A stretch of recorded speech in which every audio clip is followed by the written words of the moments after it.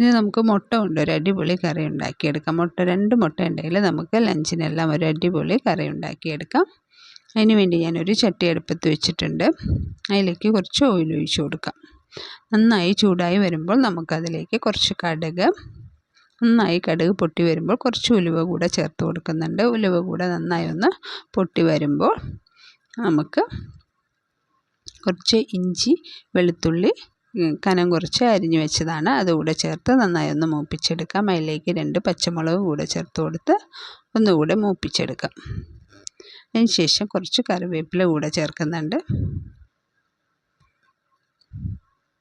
അതുകൂടെ മൂപ്പിച്ചെടുത്ത ശേഷം ഞാൻ ഒരു സവോളയാണ് വളരെ കനം കുറച്ച് അരിഞ്ഞ ഒരു സവോള ചേർത്ത് കൊടുത്തിട്ടുണ്ട്. അത് നന്നായി ഒന്ന് മൂപ്പിച്ചെടുക്കാം. ഇപ്പോൾ സവോളയെല്ലാം അത്യാവശ്യം വഴണ്ടി വന്നിട്ടുണ്ട്. അതിലേക്ക് കുറച്ച് മഞ്ഞൾപ്പൊടി, 1/2 ടീസ്പൂൺ മഞ്ഞൾപ്പൊടി, എരിവിനനുസരിച്ചുള്ള മുളക് പൊടി, ഞാനിപ്പോൾ ഇവിടെ 2 ടീസ്പൂണാണ് ചേർത്തിട്ടുള്ളത്.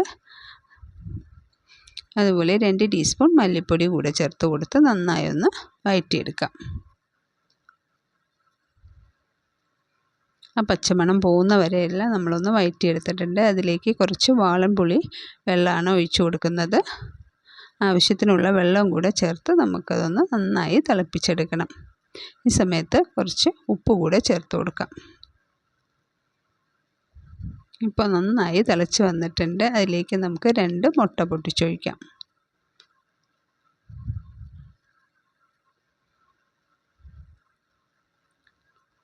ഇപ്പോൾ 2 മുട്ട പൊട്ടിച്ചൊഴിച്ചിട്ടുണ്ട്. നന്നായി വെന്ത് വരുന്നവരെ ഒന്ന് വെയിറ്റ് ചെയ്യാം.